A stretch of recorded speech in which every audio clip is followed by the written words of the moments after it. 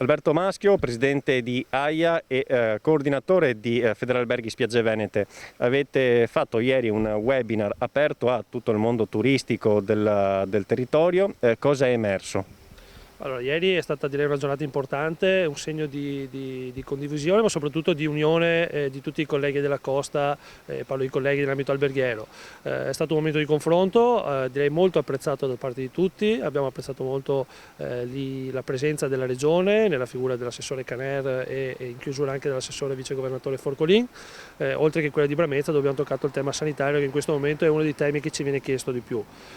Importanti gli spunti arrivati anche dal dottor Preiti, che ci hanno dato una visione di quello che potrà essere il nostro settore per il prossimo futuro, e quindi ci fa interpretare questa stagione 2020 in attesa di notizie certe, ripeto, soprattutto in ambito sanitario, ci dà modo di interpretare questa stagione come preparatoria a quello che sarà un nuovo inizio per il 2021.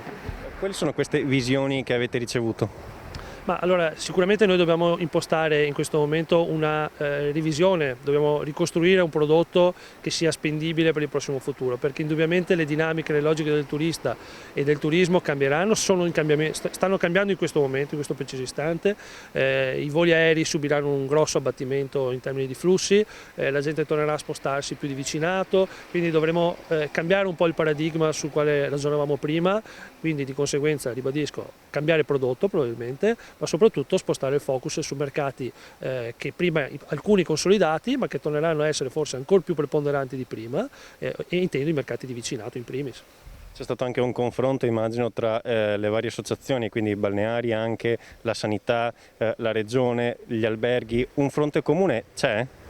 Ma direi che sono venuti fuori degli spunti assolutamente condivisi, quindi il fronte comune c'è. Direi che la cosa più importante di questo e dell'incontro di ieri, ripeto, era la coesione e l'unione che si è realizzata. Tutti insieme a marciare verso un'unica direzione, questo è importante, spesso lo diciamo ma poi effettivamente non si riesce a farlo. Uno spunto importante che abbiamo colto, che per noi è un must, che negli ultimi mesi, negli ultimi anni abbiamo cercato di cavalcare, era per esempio il servizio di somministrazione in spiaggia. Crediamo che anche la spiaggia abbia bisogno di adeguare gli standard di servizio, soprattutto la qualità degli stessi, come siamo chiamati a fare nelle nostre strutture.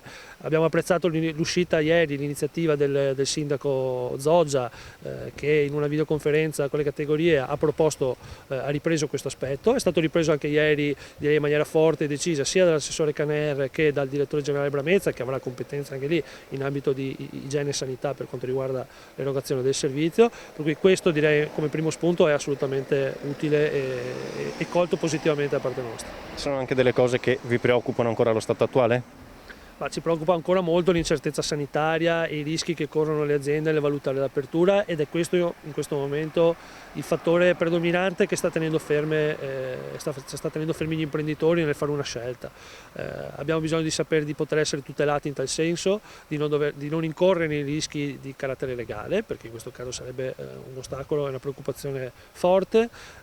Auspichiamo che, come succede per altre situazioni sanitarie, venga posto appunto questo protocollo in essere, che ci dia l'opportunità di creare una sorta di DVR all'interno delle aziende, rispettato il quale siamo tutelati nell'aver fatto tutto il possibile per evitare contagi. Qualora poi si realizzino per altri motivi, perché un nostro ospite passeggiando in spiaggia piuttosto che sulla via principale possa aver contratto il virus o essere arrivato col virus, questo deve metterci al riparo da questa situazione. Vi siete dati anche delle tempistiche per i prossimi step? Le tempistiche sono urgenti, quindi soprattutto per quest'ultimo punto, ovvero quello sanitario, è necessario avere risposte immediate. Apprezzo che la Regione si sia messa in moto per cercare di sopperire alle carenze di tempistiche del governo, che in questo caso sulla materia non ha ancora legiferato nulla, per cui la Regione sta facendo un salto in avanti, come spesso sa fare, e questo è come sempre positivo, cercando di creare un protocollo interno, un protocollo regionale che dia delle prime indicazioni. Poi chiaramente avremo bisogno di quello ministeriale per certificarle, confermarle o rivederle in parte. C'è positività sulla partenza di questa stagione 2020? La positività è insita nell'imprenditore, quindi quella non si perde mai, per cui sì, la positività c'è, la voglia è tanta, bisogna capire le condizioni.